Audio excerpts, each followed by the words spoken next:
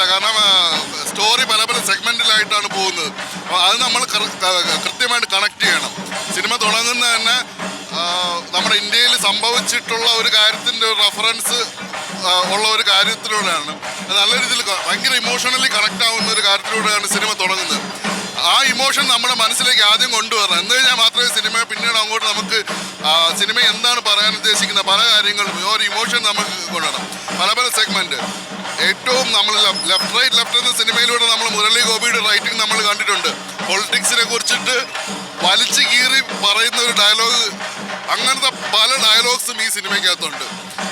Even ഇന്നത്തെ Kerala politics നാളെ Kerala politics എങ്ങോട്ടേക്ക് ഒരു പക്ഷേ മാറാം, ഒരു ചാൻസ് എങ്ങോട്ടുണ്ട് അതുപോലും ഇതിനകത്ത് പറയുന്നുണ്ട്. അങ്ങനെ കുറേ കാര്യങ്ങൾ പറഞ്ഞു വെക്കുന്നുണ്ട് ഈ സിനിമയ്ക്കകത്ത്. അത് ഒരു പാർട്ടിയും ലെഫ്റ്റ് ഔട്ട് ചെയ്യുന്നില്ല. എല്ലാ പാർട്ടികളുടെയും മോശമായിട്ട് പറയുന്നതല്ല, എന്താണ് റിയാലിറ്റി അത് അങ്ങനെ കാണിക്കുന്നുണ്ട്.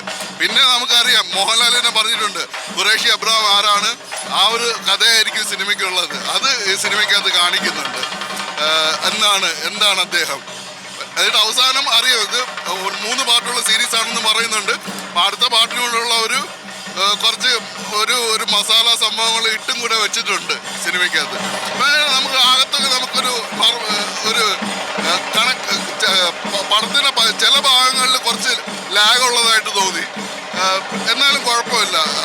പ്രത്യേകിച്ച് നമ്മൾ എബ്രോഡ് സീൻസ് ഒക്കെ കാണിക്കുന്ന കുറേ പോർഷൻസ് ഉണ്ട്. അപ്പം അതൊക്കെ നമുക്ക് ഓക്കെ ഇതിങ്ങനെയാണ് എന്നുള്ള ഒരു ഇതാണ്. അപ്പം ഇതെല്ലാം കൊണ്ട് വെച്ചാൽ ജസ്റ്റ് ഒരു ഓക്കെ ആയിട്ടുള്ള സിനിമയാണ്. ഒരു ഹോളിവുഡ് ലുക്കാ പടം എന്ന് പറയുന്നത്. ഹോളിവുഡ് ലുക്കാണ് പടം. അവര് ഒരു റിയലിസ്റ്റിക് ആയിട്ട് എടുത്തിട്ടുണ്ട്. അല്ലാതെ ഇപ്പം പൃഥ്വിരാജ് തന്നെ എല്ലാ ഇന്റർവ്യൂസിലും പറഞ്ഞത് ഗ്രീൻ മാറ്റ് ഇട്ട് ചെയ്യാൻ അവർക്ക് താല്പര്യമില്ല. റിയലിസ്റ്റിക് ആയിട്ടുള്ള ലൊക്കേഷൻസിൽ പോയിട്ട് റിയലിസ്റ്റിക് ആയിട്ടുള്ള ഒരു കാര്യങ്ങൾ ചെയ്തിട്ടുണ്ട്. അപ്പം സിനിമയുടെ ഫോർമാറ്റ് തന്നെ നമുക്കറിയാം. അപ്പം ഈ ഒരു ഇതേപോലെ ഓഡിയോ ഓണിൽ വലിയൊരു സ്ക്രീനിൽ കാണുമ്പോഴത്തേക്കും ഈവൻ മുകളിൽ താഴെ ബാറുണ്ടെങ്കിൽ നമ്മൾ ആ ഒരു വൈഡ് സ്ക്രീൻ നമുക്കത് മനസ്സിലാവും. നമ്മളിപ്പം ഫോണിൽ തന്നെ നമ്മളൊരു വൈഡ് ബോർഡ് എടുക്കുമ്പോൾ തന്നെ നമുക്കൊരു വ്യത്യാസം മനസ്സിലാകുന്നില്ല. ആ കാര്യങ്ങളെല്ലാം നല്ല രീതിയിൽ തന്നെ സിനിമയ്ക്കകത്ത് കാണിച്ചിട്ടുണ്ട്. ഹോളിവുഡ് മാത്രമല്ല, സിനിമയുടെ തുടക്കത്തിൽ ഒരു 25 മിനിറ്റോളം ഒരു ഹിന്ദി ഡയലോഗ്സ് മാത്രമേ ഉള്ളൂ. ഒരു ഹിന്ദി സിനിമ കാണുന്ന ഒരു പ്രതീതി ആയിരിക്കും തരുന്നത്. आप लोगों को अगर हिंदी नहीं मालूम होता खाली सबटाइटल पढ़ते रहेगा.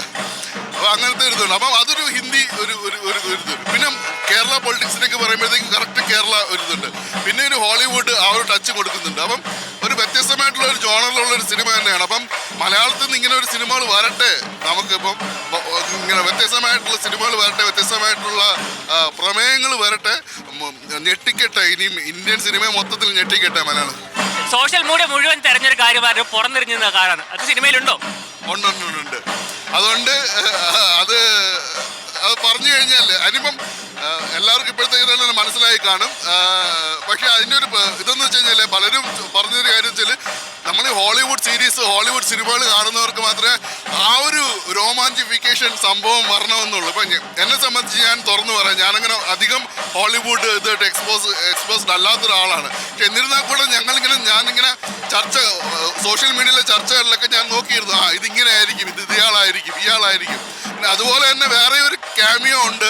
അതൊക്കെ പറഞ്ഞു കഴിഞ്ഞാൽ ഭയങ്കര too early to reveal everything. അതായത് നമ്മളിപ്പം ജസ്റ്റ് 6 മണി ഷോ കഴിഞ്ഞല്ലേ ഉള്ളൂ. അപ്പം അങ്ങനെയെല്ലാം കൊണ്ട് ഒരു എന്താ പറയുക, നമ്മളൊരു ടിപ്പിക്കൽ മാസ് മസാല മാത്രമേ എക്സ്പെക്ട് ചെയ്യരുത് ഈ സിനിമയ്ക്കകത്ത് നിന്ന്. പല ജോണറിലും പല സെഗ്മെന്റിലും പല കഥകളും ഉണ്ടാവും. അപ്പം ഇതെല്ലാം കൂടെ നിങ്ങൾ എക്സ്പെക്ട് ചെയ്ത് തന്നെ വരണം. അല്ലാതെ വെറും ഒരു മാസ് മസാല പടമായിട്ട് എക്സ്പെക്ട് ചെയ്ത് തോന്നുന്നത് ചിലപ്പോൾ നിങ്ങൾക്ക് ഇഷ്ടപ്പെടാൻ ചാൻസ് ഉണ്ടാവില്ല. പുതിയ വാർത്തകളും വിശേഷങ്ങളും ഇനി വിരൽ തുമ്പിൽ. എല്ലാ ഡിജിറ്റൽ പ്ലാറ്റ്ഫോമുകളിലും ഇപ്പോൾ സീ മലയാളം ന്യൂസ് ലഭ്യം.